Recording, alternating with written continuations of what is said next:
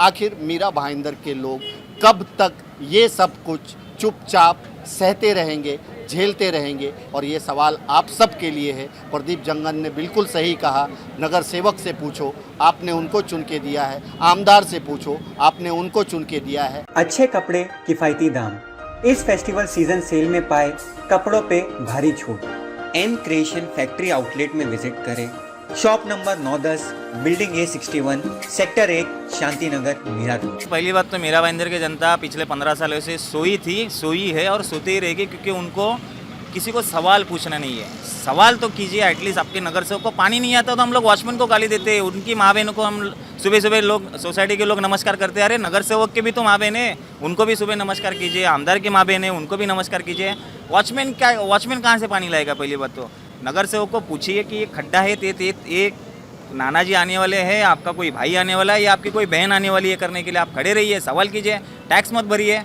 जिस विभाग में खड्डे हैं आप बैठिए ना एक दिन। आपने कहा टैक्स नहीं भरिए, टैक्स नहीं भरिए। जनता अगर इतनी हिम्मत कर ले कि टैक्स नहीं भरे, उसके घर में बारात पहुंच जाती है, उस पर कार्रवाई हो जाती है, उस पर क्या क्या नहीं हो जाता है, तो जनता इतनी डेयरिंग करे कैसे टैक्स नहीं भरे? सर पहली बात तो मैं यही बोलता हूँ, मैं पिछले 7 साल से अकेला फाइट कर रहा हूँ, मेरे पास किसी का बैकअप नहीं है। मैं अगर कर सकता हूँ तो अगर 100 टैक्स पेयर अगर रास्ते पे उतरे और ये सभी रास्ते खड्डे पर बैठे, क्यों नहीं रास्ता बनाएगा? सबको बनाना पड़ेगा।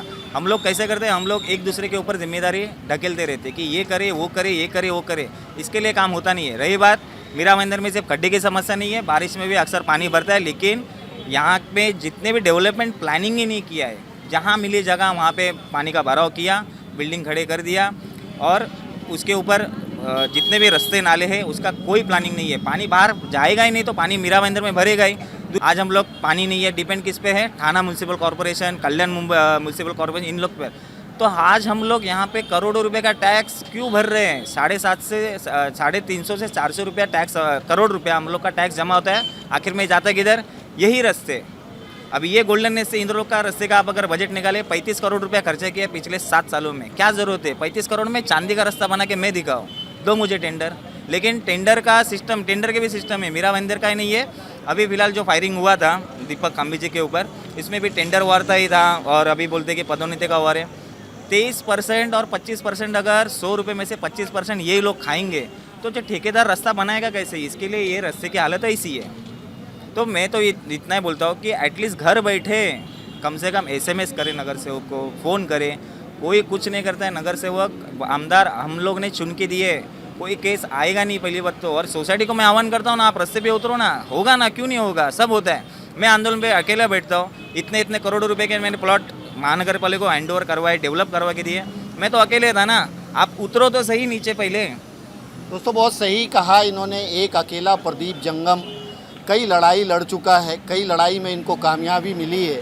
अगर ऐसे हज़ारों लाखों प्रदीप जंगम रोड पे उतर जाएं, अपने अपने प्रॉब्लम को लेकर के सवाल खड़ा करने शुरू कर दें, तो शायद ये सब कुछ हो सकता है, सुधर सकता है, रोड बन सकते हैं, पानी आ सकता है।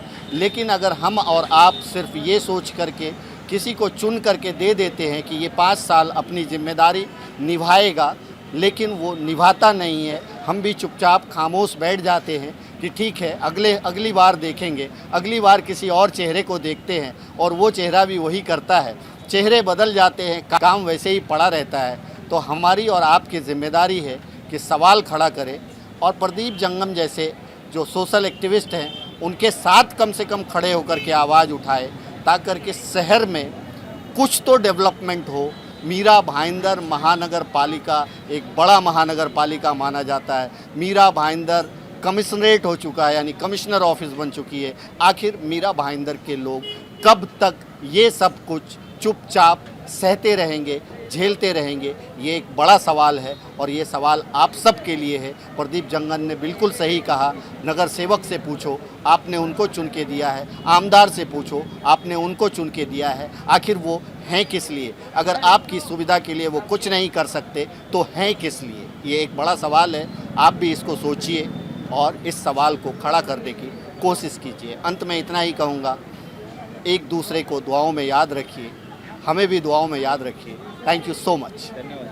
अच्छे कपड़े, किफ़ायती दाम। इस फेस्टिवल सीजन सेल में पाए कपड़ों पे भारी छूट। एम क्रिएशन फैक्ट्री आउटलेट में विजिट करें। Shop number 910, building A61, sector 1, Shanti Nagar, Mirapur.